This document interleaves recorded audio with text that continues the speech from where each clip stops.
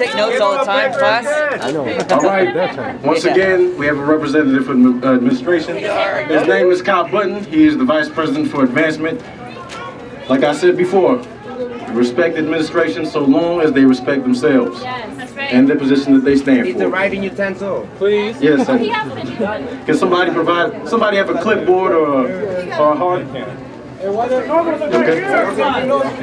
All right. So I'm gonna let him introduce himself and tell you guys what he does and what he's all about. So Kyle Button is his name. Yeah. Hi. My name is Kyle Button. I'm the Vice President for Advancement. What that means? Can you hear? Yeah. Okay. Advancement. I do the private fundraising for the university, and I run the foundation, which is where most of the private scholarships are held for students. So I do the government relations with Dr. Rosser, and as a matter of fact, we were in DC yesterday trying to protect student aid, the Pell Grants, the size of the Pell Grants, their availability in summer. So we were meeting with Congress, with senators. In fact, that's where Dr. Rosser is still today, is in meetings in Washington, D.C. So what did you guys accomplish? Well, earlier we were told you What were answers going do you back have to for us? us. What did you accomplish while you were there today? inconsistent. Based on what you said, and what you guys are fighting for Pell Grants, what information can you give us as to any type of leeway that you gained while you were in D.C.? What have you accomplished on our behalf? Well, we shored up support from our congressional representatives that they do support Pell, they do support the president's financial aid package, which would preserve Pell Grants. Cal State LA has the largest number of Pell eligible students in the system, and it's among the top in the country, so it's really important for our students to protect that. So what about the Pell Grants being extended and offered to our summer quarters? Are we going to be able to get that? It looks good for summer Pell now. The problem is that the Pell Grants, as long as fees go up, Pell Grants go up, no one's gaining. Okay, but if you guys, if the administration takes a salary cut, wouldn't that allocate more revenue for our schools rather than increasing our fees? Have you guys even discussed that? Has that been brought about in any of your meetings? Salary cuts? Salary cuts, yes. 2 years ago, effectively, we took a 10% salary cut when we were furloughed. In the past 3 years, our tuition's gone up over $1,000. So did faculty, they had days. It is, no one can argue with your... Speak louder, we can't hear. I'm sorry. No one can argue with your basic premise that the state has retreated from its obligation and its promise that it would fund higher education in California. We agree. There are only three sources of support for what the university does. The general fund from California, the fees that students and their families pay to go to here, and then the private support that we're able to raise from people who are sympathetic to accessible, quality higher education in California. So what about, I know earlier when we were on our General Assembly in front, the $6.5 million, something like that, that was sent to administration. Where's that money coming from? I don't know enough about the issue that you're talking about. Isn't that the figure? Aren't you the president of that private foundation? I have a question. You said that the summer what affected in the spring? Because I took summer class here last year, and now my spring part is going to be cut because I tried to take my classes in the summer. Mic check! She's asking about whether Pell in the summer would affect fall and Pell in the spring. Just spring only, because I took summer school in 2011, and now my spring tuition and the funds are cut because of that. Because you've run through your eligibility. It does. Summer is a part of the academic year. Why not? Why do we do that? I have a question. Why do we have to take out our spring to go to school in the summer? When became our own, like, that's actually a contract, because now they're the only vendor. I noticed that, like, that happened in spring. So that means that because it's a contract, that the school got a lot of money now that I'm not able to make my choice of what, like, vendor I want to just get a drink from. Can you tell me how I see that, how that money came back to me? Now that you took that choice from me, how do I see it? And why do we have restrictions on the classes and the eligibility? Well, let me answer the Pepsi question first. The building that you're standing in and the food service across here was made possible by University Auxiliary Services. They contract for all the food services, they contract for the bookstore, they contract with Pepsi. So Corporation.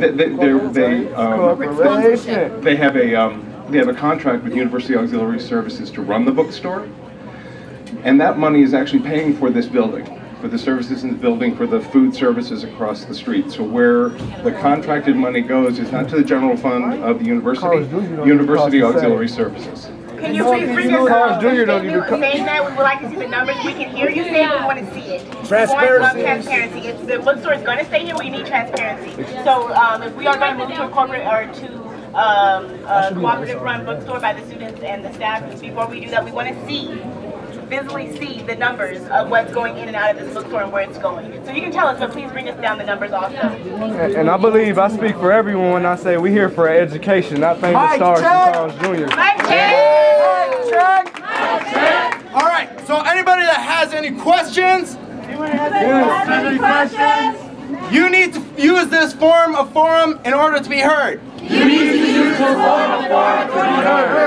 State mic check. Mic check. State something small. State something small. Let people repeat. Let people repeat. Thank you. Thank you. Thank you. That wasn't supposed to say thank you. Hi, my name is Carlos Sanchez. I'm a physics student. Yeah. And we're currently facing strong cuts in our department.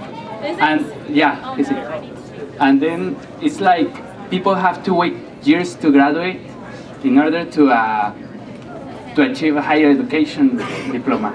So, for say, graduate students have to take undergraduate classes with us, and the courses are stronger for us. And then our department is like getting too much cuts for in education. So what I want to know is like, why aren't our departments getting the money that the auxiliary services are getting from?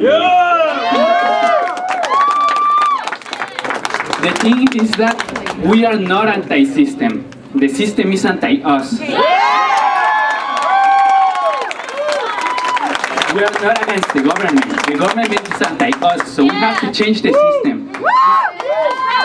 This imperialist capitalist system that only forces the workers to struggle. We have nothing to lose but our chains and a world to win.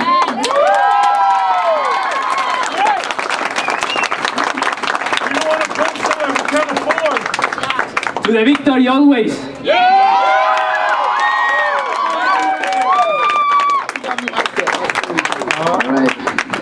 This is a powerful moment that we're having right here. We're able to show our collective strength and our power, and we've brought down the administrations of this campus in order to hear what we're doing. However, we know that the people that were sent down here right now don't have the ultimate authority that President Rosser has. Right?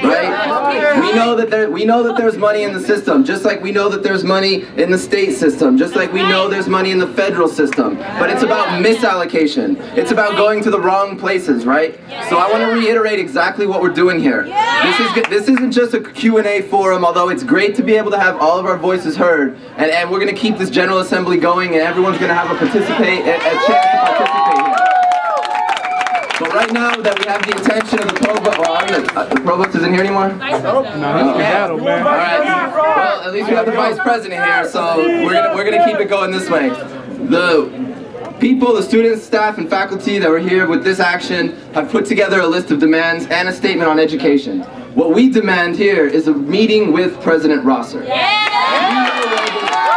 where the power is. We know how to go to where the people that have this total authoritarian power for the past 30 years, and how we need to like get things done. So I already read the statement of the nature of education at Cal State LA. Both of these documents have been delivered to President Rosser's office. Obviously he's out of town, he's not going to get it for a while. Right. So the thing that I didn't get to read earlier, the statement of education, which is basically saying that education is a human right. And that if anyone that's working in the education system doesn't believe in that, they're there for their own benefit. So I'm gonna read the letter that we have that's gonna detail our demands, and then we're gonna talk about how we're gonna get this meeting with the president. We, the California State University Los Angeles community, stand united